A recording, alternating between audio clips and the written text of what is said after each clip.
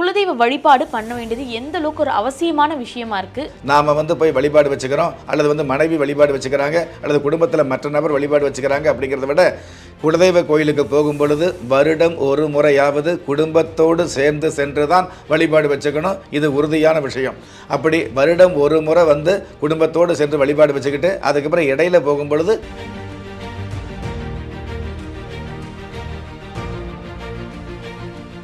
வணக்கம் நேயர்களே, ராஜயோகம் ஆன்மீக தகவல் நிகழ்ச்சியில் உங்களை சந்திக்கிறதுல மிக்க மகிழ்ச்சி. ஆன்மீக ரீதியான பல சந்தேகம் இருக்கும், ஆனால் அந்த சந்தேகத்தை யார்கிட்ட கேட்டு தெளிவு பெறதுன்றது ஒரு பெரும் குழப்பமாக இருந்திருக்கும்.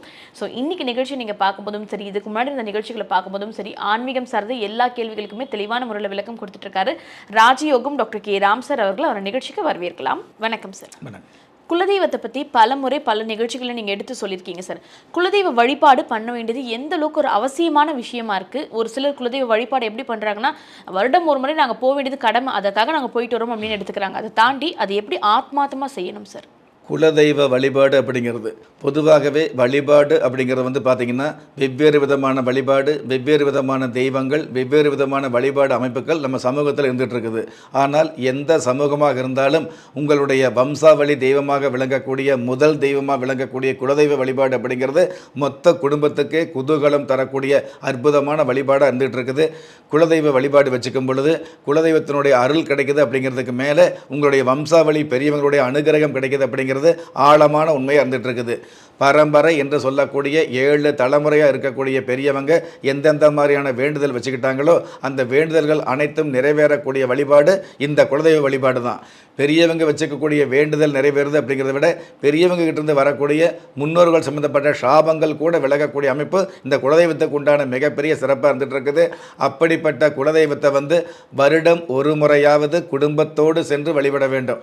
குலதெய்வத்தை எந்த மாதிரி வழிபடலாம் அப்படின்னு எடுத்துக்கிட்டிங்கன்னா, மற்ற தெய்வங்களை வழிபாடு வச்சுக்கும் பொழுது நாம் போய் வழிபாடு வச்சுக்கிறோம், அல்லது மனைவி வழிபாடு வச்சுக்கிறாங்க, அல்லது குடும்பத்தில் மற்ற நபர் வழிபாடு வச்சுக்கிறாங்க அப்படிங்கிறத விட குலதெய்வ கோயிலுக்கு போகும் பொழுது வருடம் ஒரு முறையாவது குடும்பத்தோடு சேர்ந்து சென்று தான் வழிபாடு வச்சுக்கணும். இது உறுதியான விஷயம். அப்படி வருடம் ஒரு முறை குடும்பத்தோடு சென்று வழிபாடு வச்சுக்கிட்டு அதுக்கப்புறம் இடையில போகும் பொழுது நீங்கள் தனிப்பட்ட முறையில் போனாலும் அது தவறு கிடையாது.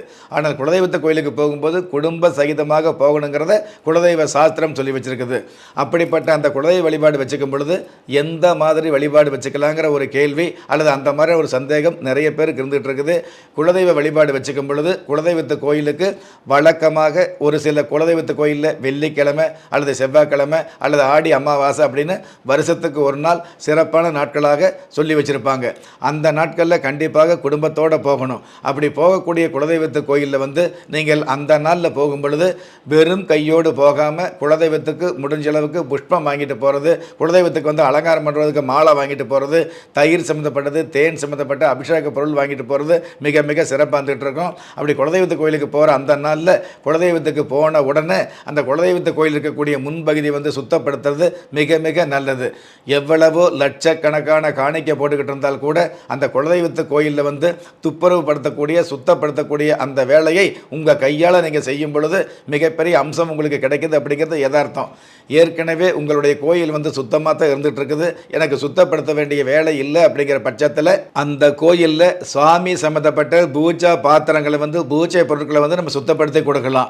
அதுவும் இல்லாத பட்சத்தில் அந்த கோயிலில் தண்ணீர் இருக்கும் இல்லையா, தண்ணீர் எடுத்து சாமிக்காக நம்ம கொடுக்கலாம். சாமிக்கு அபிஷேகம் பண்ணுறதுக்காகவோ சாமி சம்மந்தப்பட்ட பூஜை அறையில் பயன்படுத்துறதுக்காக சுத்தமான தண்ணீர் பிடிச்சி கொடுக்கலாம். அல்லது அங்கே இருக்கக்கூடிய சின்ன சின்ன மரம் செடிகளுக்கு தண்ணீர் பாய்க்கலாம். அல்லது அங்கே குலதெய்வத்து கோயிலுக்கு வெளியில் அந்த குலதெய்வத்து கோயில் காம்பவுண்டு சுவத்துக்கு வெளியில் ஓரளவு சுத்தப்படுத்தலாம். அல்லது எல்லாவற்றுக்கும் மேலாக அந்த குலதெய்வத்து கோயிலில் இந்த சந்தனம் குங்குமம் சம்மந்தப்பட்ட பிரசாத சம்மந்தப்பட்ட விஷயங்களை ஒழுங்குபடுத்தி வைக்கலாம். இதற்கும் மேலாக குலதெய்வத்து கோயிலில் அங்கே இருக்கக்கூடிய அந்த புஷ்பங்களை மலர்களை பறித்து ஒரு சிறு மாலையாக கட்டலாம். அல்லது அங்கே இருக்கக்கூடிய அகல் விளக்கில் எடுத்து சுத்தப்படுத்தலாம். நிறைய குலதெய்வத்து கோயில் பார்த்தீங்கன்னா இந்த அகல் விளக்கில் திரி அப்படிங்கிறது பாதி எரிஞ்சு பாதி எரியாமல் அப்படியே இருந்துகிட்டு இருக்கும். அது பார்த்தா ஒரு விதமான ஒரு மாற்றமாக இருந்துகிட்டு இருக்கும். அப்படி இருக்கக்கூடிய அந்த விளக்குகள் இருக்கக்கூடிய பாதி எரிந்த நிலையில் இருக்கக்கூடிய அந்த திரிகளை எடுத்து சுத்தப்படுத்தி சுத்தமான நல்லெண்ணெய் ஊற்றி வைக்கிறது, அந்த விளக்குகளை சுத்தப்படுத்தி வரிசைப்படுத்தி வைக்கிறது, இந்த மாதிரி விஷயங்களை குலதெய்வத்து கோயிலில் எடுத்துக்கணும். ஏதாவது ஒரு வகையில் உங்களுடைய கண்ணுக்கு பட்ட மாதிரி கை வேலை செய்வது குலதெய்வத்து கோயிலில் மிக மிக நல்லது. அப்படி குலதெய்வத்து கோயிலில் சாமி கும்பிடும் பொழுது கண்டிப்பாக குலதெய்வத்து சாமிக்கு நெத்தி காணிக்கை என்ற பெயரில் ₹1 காயின்ஸு கட்டு கட்டாக பணம் இருந்தால் கூட ஒரே ரூபாய் காயின் வந்து அந்த குலதெய்வத்து கோயில் சுவாமிக்கு விக்கிரகத்துக்கு நெத்தி காணிக்கையாக கொடுக்கணும். அப்படி நெத்தி காணிக்கையாக ₹1 கொடுத்துட்டு அதுக்கப்புறம் அந்த குலதெய்வத்துடைய பாதத்தில் வந்து ₹1 காயின்ஸு ஒரு ₹5 ₹10 இந்த மாதிரி ₹1 காயின்ஸில் 5 10 7 இந்த மாதிரி எந்த எண்ணிக்கையில் உங்களுக்கு இருக்குதோ அந்த எண்ணிக்கையில் குலதெய்வத்துடைய பாதத்தில் வச்சு அந்த காசை எடுத்துக்கூடாது வீட்டில் வச்சுக்கிறது நல்லது. அதே மாதிரி குலதெய்வத்து கோயிலில் சாமி கும்பிடும் பொழுது அந்த குலதெய்வத்து கோயிலுக்கு பாதத்தில் வந்து பார்த்தீங்க அப்படின்னா இந்த சாமிக்கு நிறசொம்பு தண்ணி வச்சு சில பூஜைகள் பண்ணிட்டு இருப்பாங்க. அப்படி பூஜை பண்ணும் பொழுது குலதெய்வத்துடைய நாமாவளி சொல்லும் பொழுது உங்களால் இயன்ற ஒரு காசு கொடுக்கலாம், அல்லது உங்களுடைய கையில் காதில் போட்டிருக்கக்கூடிய தங்கத்தை வந்து சொர்ணத்தை வந்து குலதெய்வத்துக்கு கொடுத்து அந்த செம்பில் வச்சு சொர்ண பூஜை அப்படிங்கிற பேரில் குலதெய்வ நாமாவளி சொன்னதுக்கப்புறம் அந்த தங்கத்தையோ அந்த காசையோ திருப்பி வாங்கிட்டீங்க அப்படின்னா செல்வ வளம் சம்மந்தப்பட்ட வகையில் இருக்கக்கூடிய தடைகள் சொல்லாமல் விலகக்கூடிய பாக்கியங்களை யாராக இருந்தாலும் சந்திக்க முடியும். எல்லாவற்றுக்கும் மேலாக குலதெய்வத்தை வந்து அமர்ந்து நேருக்கு நேர் நின்று குலதெய்வத்தை பார்த்து நமஸ்காரம் வச்சு வேண்டுதல் வச்சுக்கிட்டு அழுது புறமணதுக்கப்புறம் அந்த குலதெய்வத்து கோயிலில் 5 நிமிஷம் உட்காரணும். நிறைய பேர் குலதெய்வத்து கோயில் வந்து பார்த்திங்கன்னா அங்கே ஏதாவது தின்ன மாதிரி இருந்தது அப்படின்னாலோ பெஞ்சு மாதிரி இருந்தது அப்படின்னாலோ அந்த பெஞ்சில் உட்காரக்கூடிய அமைப்பு ஏற்படுத்திக்கிறீங்க. குலதெய்வத்துடைய விக்கிரகம் எந்த உயரத்தில் இருந்துகிட்டு இருக்குதோ அந்த உயரத்துக்கு கீழே பணிஞ்சு தான் நம்ம உட்காரணும். நம்ம வந்து குலதெய்வம் இருக்கக்கூடிய விக்கிரகத்துக்கு உண்டான அந்த உயரத்துக்கு மேலே வேறு வகையில் வெளியில் வந்து நமக்கு வந்து பெஞ்சு போட்டிருக்காங்க, டேபிள் போட்டிருக்காங்க அப்படிங்கிறத ஆணவமாக அதிகாரமாக அமரக்கூடாது, உட்காரக்கூடாதுங்கிறத நம்ம தெரிஞ்சுக்கணும். இந்த வழிபாடுகள் முடிஞ்சதுக்கப்புறம் குலதெய்வத்தை வந்து நீங்கள் நெடுக விழுந்து வழிபாடு வச்சுக்கணும். இந்த உலகத்தில் எந்த சக்திக்கு நான் தலை வணங்கக்கூடாது, ஆன்மீக சம்மந்தப்பட்ட குலதெய்வமாகி உங்களுக்கு மட்டும்தான் நான் தலை வணங்க விஷயத்தை மனசுக்குள்ளே நினச்சிக்கிட்டு நீங்கள் பிரார்த்தனை வச்சுக்கணும். பிரார்த்தனை வைக்கும்பொழுது உங்களை நெற்றி போட்டு பூமியில் படணும். அப்படி அந்த பிரார்த்தனை வச்சு எழுந்ததுக்கப்புறம் அந்த குலதெய்வத்து கோயிலில் மணி இருக்கும் இல்லையா, ஆலய மணி, அந்த மணியை 3 முறை ஒலிக்கணும். யாராக இருந்தாலும், அதாவது கணவனாக இருந்தாலும் மனைவியாக இருந்தாலும் சின்ன குழந்தையாக இருந்தால் கூட அந்த குழந்தையுடைய கையை பிடிச்சி நம்ம மணியை வந்து ஆட்டலாம். 1 முறை அல்லது 3 முறை மணி அடிச்சுட்டு அதுக்கப்புறம் குலதெய்வத்தை விட்டு வெளியில் வந்ததுக்கப்புறம் உங்களால் இயன்ற அளவுக்கு நீங்கள் சாப்பாடு கொண்டு போனீங்கன்னா 4 பேருக்கு சாப்பாடு கொடுக்கலாம். அந்த குலதெய்வத்துக்கு இருக்கக்கூடிய பூசாரி வந்து அன்பா ஆறுதலாக சொல்லி அப்படிங்களா நல்லா இருக்கீங்களா அப்படிங்கிற நல்ல விஷயங்களை வந்து கேட்கலாம். அதுக்கப்புறம் குலதெய்வத்து கோயிலுக்கு கொடுக்கக்கூடிய எலுமிச்சங்கனியை வந்து உங்கள் வாகனத்தில் வச்சுக்கிட்டு உங்களுடைய வீட்டுக்கு வருவது சிறப்பாக இருந்துகிட்டு இருக்கும். வாகனத்தை எடுக்கும் பொழுது குலதெய்வத்து கோயில் இருக்கக்கூடிய கோபுரத்தை பார்த்து கண்டிப்பாக நமஸ்காரம் வச்சுக்கணும். ஆலய தரிசனம் பாவ விமோசனம், கோபுர தரிசனம் கோடி புண்ணியம் அப்படிங்கிறது குல தெய்வத்துக்கு நிச்சயமாக மகத்துவமாக நிதர்சனமாக பொருந்தும். ஓகே, குலதெய்வ கோவிலுக்கு போனால் என்னென்ன விஷயங்கள்லாம் பண்ணணும், அடிப்படையாக நம்ம எப்படி நடந்துக்கணுன்றதை நீங்கள் சொல்லியிருக்கீங்க சார், நன்றி.